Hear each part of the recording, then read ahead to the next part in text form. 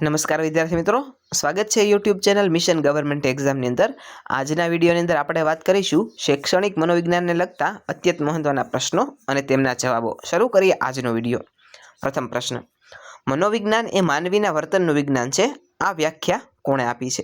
જવાબ છે મનોવિજ્ઞાન એ માનવીના વર્તનનું વિજ્ઞાન છે, આ વ્યાખ્યા વોટસન દ્વારા આપવામાં આવેલી છે। પ્રશ્ન નંબર 2, વિકાસ એ કેવી પ્રક્રિયા છે? જવાબ છે વિકાસ અવિરત અને સતત ચાલતી પ્રક્રિયા છે।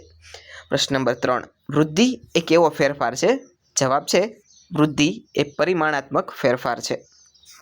પ્રશ્ન નંબર 4, તરુણાવસ્થાને વાવાઝોડા અને તણાવની અવસ્થા કોણે કહેલી છે? જવાબ છે સ્ટેનલી હોલે।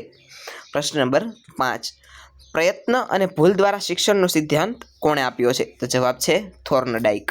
પ્રશ્ન નંબર 6, થોર્નડાઈકે તેના પ્રયોગો કયા પ્રાણી પર કર્યા હતા? જવાબ છે બિલાડી। પ્રશ્ન નંબર 7, શાસ્ત્રીય અભિસંધાનના પ્રણેતા કોણ છે? જવાબ છે ઇવાન પાવલોવ। પ્રશ્ન નંબર 8, પાવલોવે તેના પ્રયોગો કયા પ્રાણી પર કર્યા હતા? જવાબ છે કૂતરો। પ્રશ્ન નંબર 9, કારક અભિસંધાનનો સિદ્ધાંત કોણે આપ્યો હતો? તો જવાબ છે BF સ્કિનર। પ્રશ્ન નંબર 10, સ્કિનરે તેના પ્રયોગમાં કયા પ્રાણીનો ઉપયોગ કર્યો હતો? જવાબ છે ઉંદર અને કબૂતર। પ્રશ્ન નંબર 11, આંતરદ્રષ્ટિ દ્વારા અધ્યયનનો સિદ્ધાંત કોણે આપ્યો? જવાબ છે કોહલર। પ્રશ્ન નંબર 12, કોહલરે કયા ચિમ્પાન્જી પર પ્રયોગ કર્યો હતો? જવાબ છે સુલતાન। પ્રશ્ન નંબર 13, બુદ્ધિઆંક શોધવાનું સૂત્ર કોણે આપ્યું? જવાબ છે વિલિયમ સ્ટન। પ્રશ્ન નંબર 14, બુદ્ધિઆંકનું સાચું સૂત્ર કયું છે? તો જવાબ છે માનસિક વયને ભાગ્યા શારીરિક વય ગુણ્યા 100। પ્રશ્ન નંબર 15, સામાન્ય બાળકનો બુદ્ધિઆંક કેટલો હોય છે? જવાબ છે 90 થી 109 ની વચ્ચે। પ્રશ્ન નંબર 16, પ્રતિભા સંપન્ન બાળકનો બુદ્ધિઆંક કેટલો હોય છે? જવાબ છે 140 થી વધુ। પ્રશ્ન નંબર 17, બુદ્ધિનો દ્વિઘટક સિદ્ધાંત કોણે આપ્યો? જવાબ છે સ્પિયરમેન।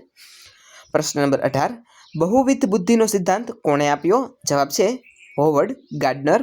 પ્રશ્ન નંબર 19, વ્યક્તિત્વ શબ્દ કયા લેટિન શબ્દ પરથી આવ્યો છે? તો જવાબ છે પર્સોના। પ્રશ્ન નંબર 20, પર્સોના શબ્દનો અર્થ શું થાય છે? તો જવાબ છે મહોરું અથવા તો માસ્ક। પ્રશ્ન નંબર 21, શાહીના ડાઘાની કસોટી કોણે આપી? જવાબ છે હરમન રોશાએ। પ્રશ્ન નંબર 22, ટાટ કસોટી કોણે વિકસાવી? જવાબ છે મોર્ગન અને મરે નામના 2 વ્યક્તિઓએ। પ્રશ્ન નંબર 23, દ્રાક્ષ ખાટી છે, આ કઈ બચાવ પ્રયુક્તિ છે? જવાબ છે યુક્તિકીકરણ।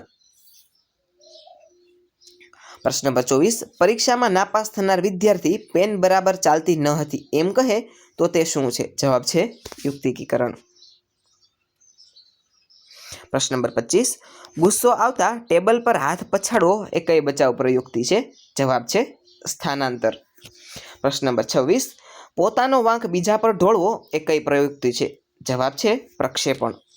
પ્રશ્ન નંબર 27, કોઈ મહાન વ્યક્તિ જેવું બનવા પ્રયત્ન કરવો એટલે શું? જવાબ છે તાદાત્મ્ય। પ્રશ્ન નંબર 28, મનમાં દબાયેલી ઈચ્છાઓનું અજ્ઞાત રીતે ભૂલાઈ જવું એટલે શું? જવાબ છે દમન। પ્રશ્ન નંબર 29, મીઠા લીંબુ એ કઈ પ્રયુક્તિનો પેટા પ્રકાર છે? જવાબ છે યુક્તિકીકરણ। પ્રશ્ન નંબર 30, અધ્યયન સંક્રમણના કેટલા પ્રકાર છે? જવાબ છે 3, વિધાયક, નિષેધક અને શૂન્ય। પ્રશ્ન નંબર 31, સાયકલ આવડતી હોય તેને સ્કૂટર શીખવામાં મદદ મળે, આ કયું સંક્રમણ છે? વિધાયક સંક્રમણ। પ્રશ્ન નંબર 32, અંગ્રેજી ટાઈપિંગ શીખ્યા પછી ગુજરાતી ટાઈપિંગમાં મુશ્કેલી પડે, આ કયું સંક્રમણ છે? જવાબ છે નિષેધક સંક્રમણ। પ્રશ્ન નંબર 33, જીન પિયાજે બોધાત્મક વિકાસના કેટલા તબક્કા આપ્યા છે? જવાબ છે 4 તબક્કા। પ્રશ્ન નંબર 34, કઈ અવસ્થામાં બાળકને કેન્દ્ર ત્યાગી વિચારધારા હોય છે? જવાબ છે શૈશવાવસ્થા। પ્રશ્ન નંબર 35, શીખવાની પ્રક્રિયામાં પ્રેરણાનું કાર્ય શું છે? જવાબ છે પ્રકૃતિને વેગ આપવાનું। પ્રશ્ન નંબર 36, માસ્લોએ જરૂરિયાતોને કેટલા સ્તરનો ક્રમ આપ્યો છે? તો જવાબ છે 5 સ્તર। પ્રશ્ન નંબર 37, માસ્લોની જરૂરિયાતોમાં સૌથી ઉચ્ચ કક્ષાની જરૂરિયાત કઈ છે? જવાબ છે આત્મ સાક્ષાત્કાર। પ્રશ્ન નંબર 38, કઈ અવસ્થાને ઉંમરનો સંક્રાંતિકાળ કહે છે? જવાબ છે તરુણાવસ્થા. પ્રશ્ન નંબર 39, જે કસોટીમાં શબ્દનો ઉપયોગ ન થતો હોય તેને શું કહેવાય? જવાબ છે અશાબ્દિક કસોટી. પ્રશ્ન નંબર 40, શિક્ષણની પ્રક્રિયામાં કેન્દ્ર સ્થાને કોણ હોય છે? જવાબ છે શિક્ષણની પ્રક્રિયાના કેન્દ્ર સ્થાને બાળક એટલે કે વિદ્યાર્થી હોય છે. પ્રશ્ન નંબર 41, વ્યક્તિત્વ માપન માટેની પ્રક્ષેપણ પદ્ધતિ કઈ છે? જવાબ છે વાક્ય પૂરતી કસોટી. પ્રશ્ન નંબર 42, બાળકની જાતીય ઓળખ કઈ અવસ્થામાં સ્પષ્ટ થાય છે? જવાબ છે તરુણાવસ્થા. પ્રશ્ન નંબર 43, માનસિક વયનો ખ્યાલ સૌપ્રથમ કોણે આપ્યો? જવાબ છે આલ્ફ્રેડ બીને. પ્રશ્ન નંબર 44, અનુભવ અને મહાવરાને કારણે વર્તનમાં થતા ફેરફારને શું કહેવાય? જવાબ છે અધ્યયન. પ્રશ્ન નંબર 45, જે અવસ્થામાં બાળક વસ્તુઓને ઓળખતા અને નામ આપતા શીખે છે તેને શું કહેવાય? જવાબ છે પૂર્વ ક્રિયાત્મક તબક્કો, જે 2 થી 7 વર્ષ માટે હોય છે. પ્રશ્ન નંબર 46, રસ એ કેવી પ્રક્રિયા છે? જવાબ છે માનસિક તત્પરતા. પ્રશ્ન નંબર 47, અભિયોગ્યતા એટલે શું? જવાબ છે કોઈ વિશિષ્ટ ક્ષેત્રમાં કામ કરવાની વ્યક્તિની આંતરિક ક્ષમતા છે તેને અભિયોગ્યતા કહે છે.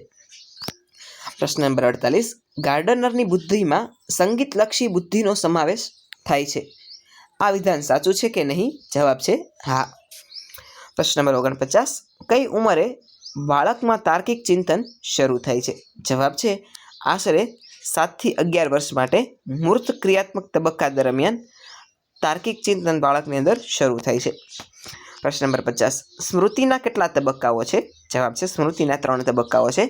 પ્રથમ સંકેતાંકન, દ્વિતીય સંગ્રહન અને તૃતીય પુનઃપ્રાપ્તિ. આજનો વિડીયો આપને કેવો લાગ્યો છે નીચે કોમેન્ટ સેક્શનમાં જરૂર જણાવજો.